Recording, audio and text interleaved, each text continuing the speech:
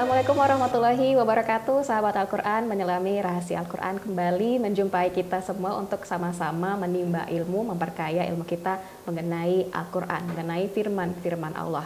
Nah, di kesempatan kali ini masih dengan Al-Ustadz Dr. Haji Zakmaksyari Hasbalah, Taib LCMA. Kita akan membahas mengenai rahasia pesan di balik surah Al-Fatihah. Nah, kita tahu ya, kita pasti semua udah tahu yang mana surah Al-Fatihah seperti apa bacaannya, tapi kita tahu tidak makna dari surah Al-Fatihah itu seperti apa. Dan kita sapa dulu nih, ada Al-Ustadz Zakmaksyari. Assalamualaikum Ustadz. Waalaikumsalam Widya. Apa kabarnya? Sehat tentunya. Oke. Nah Ustadz, kalau di episode sebelumnya kita sudah membahas mengenai tadabbur seperti apa, pentingnya tadabbur itu bagi kita, dan tentunya manfaat yang kita dapatkan bila kita mentadabburi Al-Quran. Nah sekarang kita akan membahas mengenai surah pertama sebagai surah pembuka di dalam Al-Quran, yaitu surah Al-Fatihah. Nah surah Al-Fatihah ini Ustadz sering tentunya kita baca di setiap sholat kita, begitu ya. Tapi kemudian kita sudah paham belum nih dengan surah Al-Fatihah itu seperti apa? Betul. Nah kita mungkin mulai dari awal dulu Ustadz. Pengertian dari surah Al-Fatihah ini seperti apa Ustadz? Ya. Bismillahirrahmanirrahim. Alhamdulillahirabbil alamin. Wassalatu wassalamu ala asyrafil anbiya'i wal mursalin wa ala alihi wa sahbihi ajmain. Widya dan seluruh sahabat Al-Quran dimanapun Anda semua berada, ya tentunya Al-Fatihah sesuai dengan artinya. Al-Fatihah itu artinya pembuka. Ya, ibarat satu buku yang kita baca pasti ada kata pengantarnya atau ada bab pendahuluannya. Yang biasanya di bab pendahuluan itu kan seorang penulis meringkas kira-kira apa yang akan dia bahas dalam buku tersebut, tercantumlah gambaran yang akan dikaji dalam buku itu di pendahuluan. Begitulah esensi Al-Fatihah dalam kaitannya dengan 113 surah Al-Quran lainnya. Jadi kalau Al-Fatihah itu bukan hanya pembuka, tapi Al-Fatihah meringkas, bahkan menghimpun seluruh pesan-pesan apa yang ada dalam Al-Quran di surah ini. Maka tidaklah mengherankan tadi kalau membaca Al-Fatihah itu minimal kita 17 kali. Sehari semalam sesuai dengan 17 rakaat sholat wajib kita. Jadi ini hal yang sangat penting, menggambarkan untuk bisa paham Quran, ya pahami dululah surah Al-Fatihah. Nah, kemudian bagaimana nih kita memahaminya, walaupun hanya 7 ayat Ustadz, tapi kita harus mendalami dengan sebaik-baiknya gitu, karena maknanya sangat dalam sekali. Nah, kalau begitu keutamaan ataupun keistimewaan dari surah Al-Fatihah ini seperti apa sih Ustadz? Kita perlu tahu juga, 7 ayat tapi sepertinya sangat luar biasa sekali keistimewaannya. Baik. Sebelumnya saya ingin gambarkan begini. Dari semua surah dalam Al-Quran, surah Al-Fatihah ini bisa dikatakan surah Al-Quran yang paling banyak punya nama. Jadi nama-nama surah Al-Fatihah itu banyak sekali sebenarnya. Ada berapa banyak itu Ustaz? Dalam beberapa literatur disebutkan nama Al-Fatihah lebih dari 20. Lebih dari 20. Cuma dari nama-nama tersebut yang paling masyhur dan paling populer setidaknya ada 10 nama. Disebut Al-Fatihah, disebut Ummul Quran, artinya induknya Al-Quran. Disebut juga As-Sab'ul Mathani, 7 ayat yang berulang-ulang. Disebut juga dia sebagai Al-Kafiyah, karena cukup sah solat dengan membaca Fatihah, walaupun tak baca surah lain. Tapi kalau tak dibaca Fatihah, mau baca Quran penuh pun tak cukup, tak sah solatnya. Fatihah juga disebut Asy-Syafiyah, surah penyembuh. Banyak sekali riwayat-riwayat yang menjelaskan kepada kita kebiasaan Nabi. Kalau Nabi merasakan sakit di bagian tubuh tertentu, Nabi mengusap di bagian tersebut sambil membaca surah Al-Fatihah. Termasuk beberapa sahabat ini pernah mengobati. Dalam kitab Sahih Bukhari dikisahkan sekelompok sahabat masuk ke sebuah kampung. Ternyata di kampung itu ada yang tergigit kalajengking. Maka diminta, ada di antara kalian yang bisa mengobati. Sahabat kemudian ada yang angkat tangan, diobatinya, dikeluarkan racun kalajengking itu. Kemudian dia baca Al-Fatihah berulang-ulang dengan penuh keyakinan. Dan dengan izin Allah sembuh. Ketika mereka pulang ke Madinah, mereka ceritakan kepada Nabi. Dan Nabi mengatakan, innaha syafiyah. Sungguh Al-Fatihah itu adalah surah penyembuh. Surah penyembuh. Fatihah juga disebut surah ruqyah. Kita tahu ruqyah itu artinya perlindungan. Kalau kita mau melindungi diri dari gangguan jin, ya makhluk-makhluk yang tak kasat mata ini, ya kadang-kadang salah satu bacaan yang kita bisa baca untuk melindungi kita adalah surah Al-Fatihah. Dan banyak lainnya nama-nama yang menggambarkan keistimewaannya. Namun tentunya keistimewaan yang paling utama dari surah Al-Fatihah ini dijelaskan oleh sahabat Ubay bin Ka'ab. Ubay bin Ka'ab ini sahabat Nabi yang bisa dikatakan termasuk di antara yang paling ahli tentang Al-Quran. Suatu ketika Ubay sedang sholat, dipanggil Nabi waktu itu. Maka dia pun tak menghadap Nabi. Dia tunggu setelah selesai sholat, baru dia jumpai Nabi. Nabi, tadi kau panggil aku, ada apa? Nabi berkata, aku tadi mau mengajarkan kepadamu surah teragung dalam Al-Quran. Kalau begitu, kata Nabi, ingatkan aku. Nanti sebelum keluar masjid, kau ingatkan aku. Aku akan beritahukan kepadamu. Selesai sholat berjemaah, Ubay pun menunggu Nabi. Ketika Nabi mau keluar, dia pun menyusul. Sambil berjalan lambat, dia tanya, Rasul, bukankah kau ingin ajarkan kepadaku surah teragung dalam Al-Quran? Nabi Muhammad mengatakan, itulah surah Al-Fatihah. Surah yang tidak ada semisal dengannya dalam Taurat, Injil, dan Quran. Ya, dan inilah 7 ayat yang selalu berulang-ulang. Ini hadis ini menunjukkan kepada kita dari 114 surah yang ada dalam Al-Quran, Al-Fatihah ini adalah surah teragung. Maka ini salah satu alasan kenapa kita disuruh untuk banyak sekali mengulang-ulang surah ini dan kunci mentadabburinya tadi. Oke. Nah, karena keutamaan Al-Fatihah yang sangat luar biasa itu, maka kita diwajibkan untuk membacanya di setiap sholat kita. Bahkan bacaan wajib, bacaan rukun.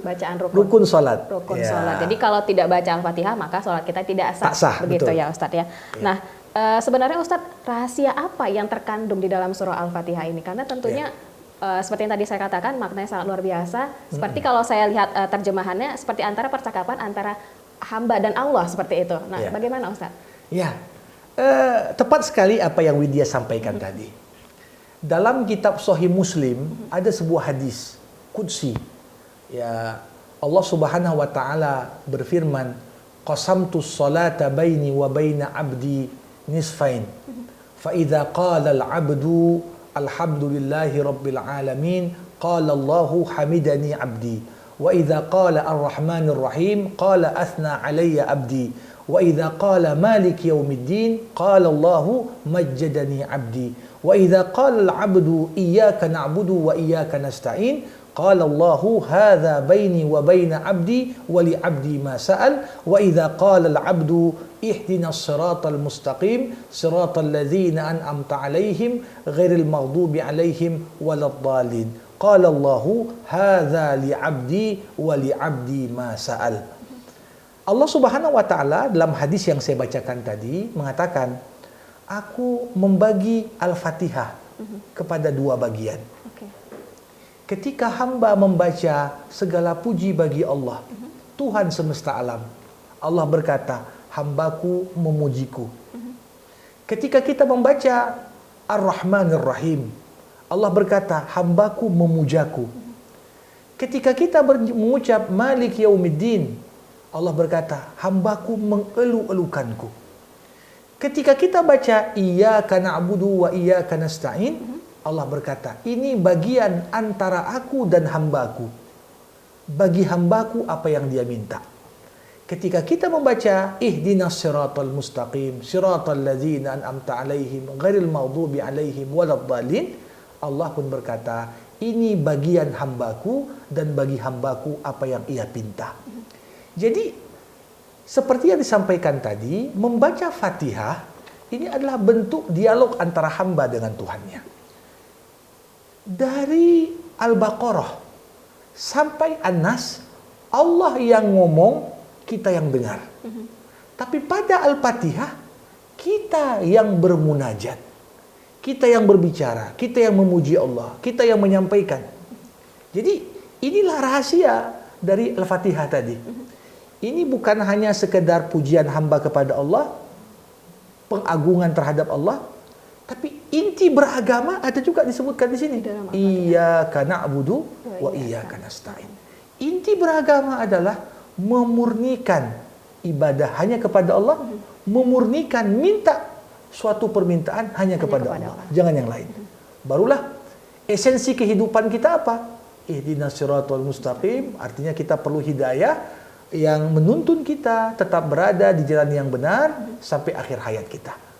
Jadi bisa dikatakan surah Al-Fatihah ini rahasia utamanya adalah surah yang menggambarkan kepada kita inilah posisi hamba yang selalu bermunajat, minta kepada Allah. Dan ketika kita hanya meminta kepada Allah, maka posisi kita sebagai hamba pun menjadi mulia di hadapan Allah. Menjadi mulia. Ya, tapi kalau kita minta kepada si fulan, si alan, ini kita juga menjadi hina di hadapan Allah. Oke, mintalah hanya kepada Allah Betul semata, sekali. begitu ya. Nah, Ustadz, yang menarik dari surat ini kalau kita perhatikan, yang saya perhatikan begitu, di ayat pertama di situ adalah tulisan bacaan Bismillahirrahmanirrahim. Nah, tapi kalau kita lihat di surah lain, Ustadz, Bismillahirrahmanirrahim ini tidak dihitung sebagai ayat. Nah, ini boleh dijelaskan kembali, Ustadz.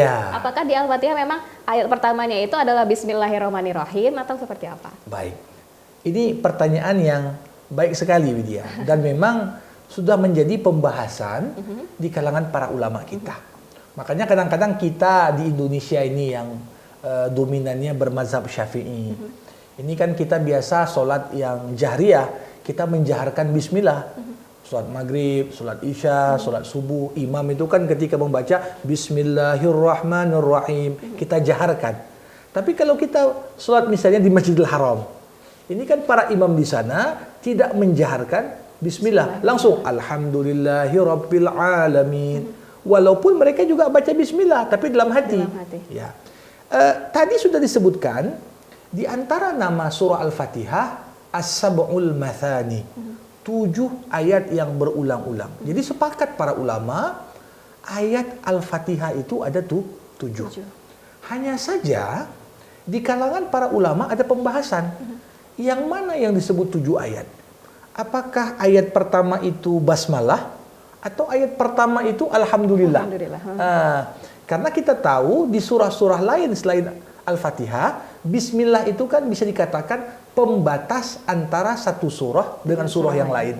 Kita membacanya untuk minta berkah kepada Allah. Tapi bismillah di Al-Fatihah, apakah itu ayat? Nah, kalau kita melihat Imam Syafi'i menganggap itu ayat, makanya kita jaharkan. Imam Hanafi menganggap itu sekedar doa untuk keberkahan. Tapi Imam Malik menganggap juga itu bukan bagian dari Al-Fatihah. Jadi bagi kita yang menganggap bismillah itu ayat pertama, maka ayat ke-7-nya itu panjang. Ihdinas siratal mustaqim, ayat ke-6, siratal ladzina an'amta alaihim ghairil maghdubi alaihim waladdallin, itu ayat ke-7. Tapi yang enggak menganggap bismillah itu ayat pertama dihitung alhamdulillahirabbil alamin, maka pada ayat terakhir itu dipenggal 2. Ihdinas siratal mustaqim, jadi ayat ke-5, siratal ladzina an'amta alaihim, ini ayat ke-6, ghairil maghdubi alaihim waladdallin, jadi ayat yang ke-7. Jadi tetap sepakat mereka 7 ayat, cuma mana yang 7 itu, itulah terdapat perbedaan. Dan ini efeknya kita lihat pada sholat. Ada yang menjaharkan, ada yang tidak menjaharkan. Kalau dia anggap basmalah bukan ayat dari Al-Fatihah, maka dia baca dalam hati, disirkan. Tapi kalau dia anggap seperti dalam mazhab Syafi'i yang kita amalkan sehari-hari, ya kita jaharkan. Bismillahirrahmanirrahim. Kita anggap itu ayat pertama. Oke, baik. Nah, kalau membaca amin, Ustadz, setelah membaca surah Al-Fatihah, apakah itu disunahkan mungkin atau seperti apa? Ya, tentunya membaca amin. Ini adalah di antara yang disunahkan. Bahkan dengan membaca amin, terbuka kepada kita satu keutamaan besar. Dalam sebuah hadis riwayat Imam Bukhari, idza qala al-imamu min ghairil maghdubi alaihim waladdallin. Ya. Faqulu amin. Fa innahu man wafaqa ta'minuhu ta'minal malaikah ghufira lahu ma taqaddama min zambi. Disebutkan oleh Rasulullah, kalau imam sudah membaca ghairil maghdubi alaihim waladdallin, maka hendaknya makmum mengucap amin. Ya. Amin. Apa arti amin? Amin itu dalam bahasa Arab artinya Allahumma stajib. Ya Allah, perkenankanlah doa kami. Itu arti amin. Nah, makanya jangan salah ucap juga. Amin. Itu yang betul. Kalau amin terpercaya. Amin. Itu artinya yang aman. Nah, tapi yang betul amin. Ya, sama-sama panjang dibaca. Nah, itulah yang artinya ya Allah, perkenankanlah doa kami. Siapa yang membaca amin setelah bacaan Al-Fatihah dan aminnya dia bertepatan dengan aminnya para malaikat, kata Rasul, maka akan diampuni dosanya yang telah lalu. Jadi ketika imam baca ghairil maghdubi alaihim waladdallin, malaikat ikut solat dan ikut mengucap amin, maka kita disuruh untuk mengucap amin juga. Dan kalau ucapan amin kita sama dengan ucapan amin malaikat, maka kita akan dapat keutamaan dihapus dosa-dosa kita yang telah lalu. Jadi ini keberkahan luar biasa, ya. Oke, baik. Nah, kita kembali lagi ke mentadaburi surah Al-Fatihah tadi. Nah, kalau tadi Ustadz juga sempat sudah menjabarkan ayat-ayat dari surah Al-Fatihah ini adalah kalimat puji-pujian kepada Allah. Nah, Ustadz, bagaimana kemudian kita bisa memurnikan diri kita untuk memuji Allah hanya untuk Allah semata? Terkadang kita terlalu mudah memuji sesama manusia begitu, tapi memuji Allah terkadang kita masih luput begitu, Ustadz. Seperti apa? Menarik sekali ini. Ada ungkapan yang disampaikan para ulama tauhid. Awwaluddin ma'rifatullah. Kewajiban pertama dalam beragama adalah mengenal Allah. Jadi kalau kita mau sholat khusyuk, kuncinya kenal Allah dulu. Dan tentunya kita nggak akan mungkin memuji Allah dengan sebenarnya kalau kita nggak kenal siapa Allah. Pujian itu adalah berangkat dari ketika kita mengenal betul siapa yang kita puji. Kalau biasanya orang memuji-muji orang lain, ini kan ada kepentingan kan gitu. Biar ada feedbacknya. Ada feedbacknya. Tapi kalau kita puji berangkat dari hati yang tulus, kenapa kita puji dia? Karena kita merasa dia layak dipuji. Saya kenal betul dia. Maka begitu juga di pembuka surah Al-Fatihah ini Allah memperkenalkan dirinya kepada kita dengan banyak sekali nama-namanya yang indah. Mulai dari namanya Rabbul Alamin. Segala puji bagi Allah. Siapa nama Allah? Allah namanya. Maka kata Allah itu nama. Labzul Jalalah. Ya, Allah. Siapa Allah itu? Diperkenalkan pertama Allah adalah Rabbul Alamin. Penguasa alam semesta. Allah yang ciptakan langit bumi, Allah yang mengatur langit bumi, Allah yang menjamin rezeki semua yang hidup di langit dan bumi. Jadi inilah Allah. Ar-Rahman, Ar-Rahim, yang Maha Pengasih dan Maha Penyayang. Kasihnya Allah meliputi semua makhluk. Baik yang sholat, yang beribadah, atau yang kufur, atau yang ingkar, semuanya tak luput dari rahmat Allah. Tapi penyayang, sayangnya Allah hanya dikhususkan untuk hambanya yang beriman. Bukan hanya itu, Maliki Yaumiddin, diperkenalkan, akulah penguasa atau pemilik hari pembalasan. Di dunia tentunya banyak orang-orang yang mengaku dia sebagai penguasa. Ya, baik penguasa skala kecil atau skala besar, tapi kita menganggap aku adalah penguasa di sini. Tapi di akhirat nanti tak ada yang berani mengklaim saya penguasa di sini. Karena semuanya mengakui kekuasaan di akhirat hanyalah milik Allah. Makanya Allah katakan Maliki Yaumiddin. Kalau kita lihat bagaimana Allah memperkenalkan dirinya ini dengan sifat kasih sayang, sifat mendidik, mengayomi, menyayangi, sifat Allah yang memberikan juga isyarat ancaman. Jadi kata-kata Maliki Yaumiddin di dalamnya juga terkandung ada pesan ancaman. Ya, seakan-akan Allah ngomong, ya kalau kamu hidup, hiduplah. Tapi ingat, setiap yang hidup pasti mati.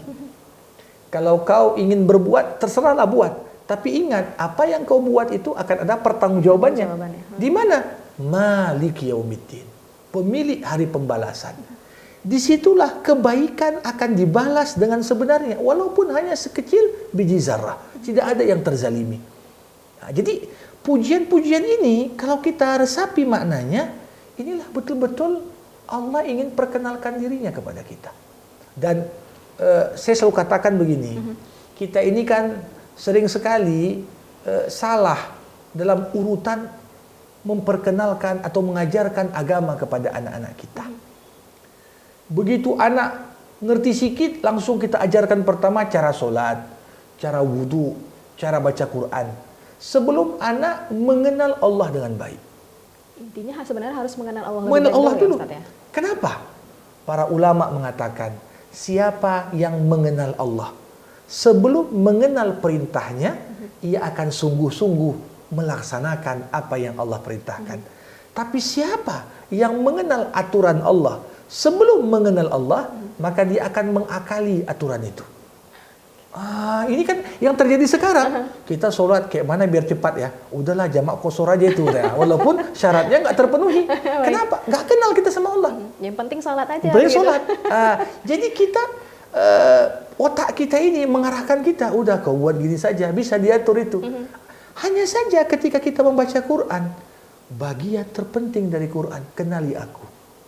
Kenali aku. Itu yang menarik Ustaz. Bagaimana kita menarik diri kita untuk bisa lebih mengenal Allah? Makanya begini, untuk mengenal Allah itu kan ada banyak jalur. Pertama, kita mengenal Allah lewat firman-Nya. Lewat baca Quran ini kita kenal Allah. Yang kedua, kita mengenal Allah lewat namanya. Iya. Yang ketiga, kita mengenal Allah lewat perbuatannya. Gimana perbuatan Allah? Ketika terjadi tsunami, ini kan perbuatan Allah. Benar. Allah tunjukkan kekuasaannya.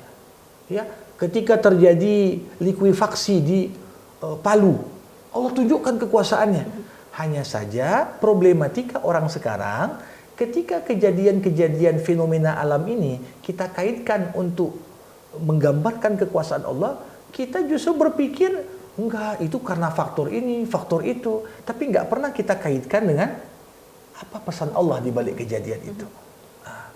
Termasuk kita mengenal Allah lewat apa? Lewat ketentuannya.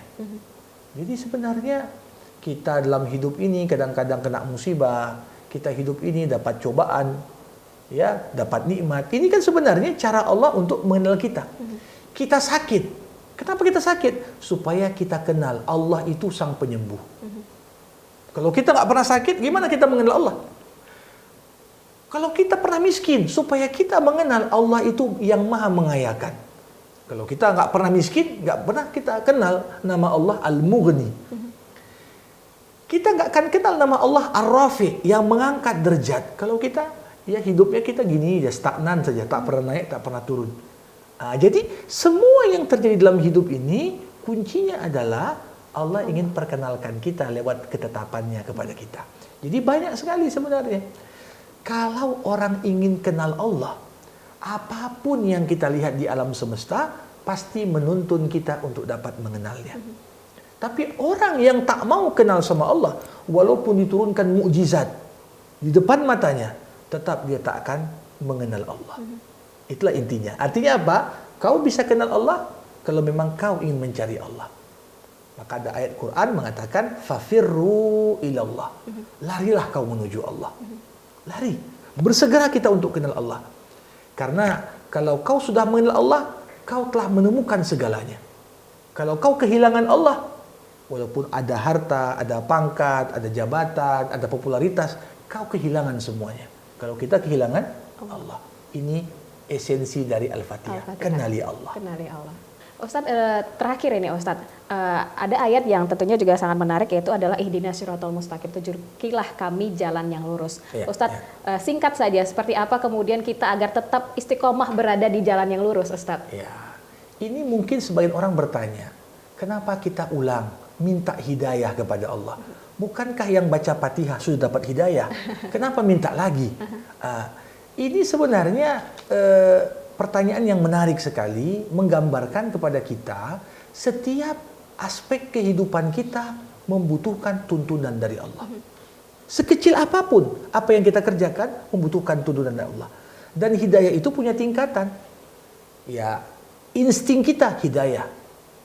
Panca indera kita hidayah. Akal kita hidayah. Tapi hidayah tertinggi itulah hidayah dalam bentuk ajaran agama. Maka di sini ihdinas siratal mustaqim bukan hanya mengandung doa di situ. Tapi di dalamnya juga terkandung pesan kita ini punya semangat kebersamaan. Walaupun kita sholat sendiri, kita mendoakan semuanya. Ihdina, berikan kami hidayah. Walaupun sholat sendiri kita nggak mengatakan ihdini. Jadi beragama itu bukan egoisme. Beragama itu hendaknya kita punya semangat kebersamaan. Saya senang orang lain susah, jangan. Bagaimana kita senang-senang sama-sama? Maka dari itu kunci hidup menurut Al-Fatihah itu apa? Cari teman yang baik. Siratal ladzina an'amta alaihim ghairil maghdubi alaihim waladdallin. Ya Allah, berikanlah kami jalan yang lurus. Jalan mana? Jalan yang ditempuh para nabi, para rasul, para syahid, orang-orang soleh. Itulah sebaik-baiknya yang kita jadikan sebagai panutan dan teman. Bukan teman-teman yang buruk. Apa itu? Ad-dallin dan maghdubi alaihim. Orang-orang yang dimurkai Allah dan orang-orang yang sesat. Siapa mereka orang yang dimurkai Allah? Dalam salah satu tafsiran, Rasulullah menjelaskan orang yang dimurkai Allah itu adalah Yahudi. Kenapa?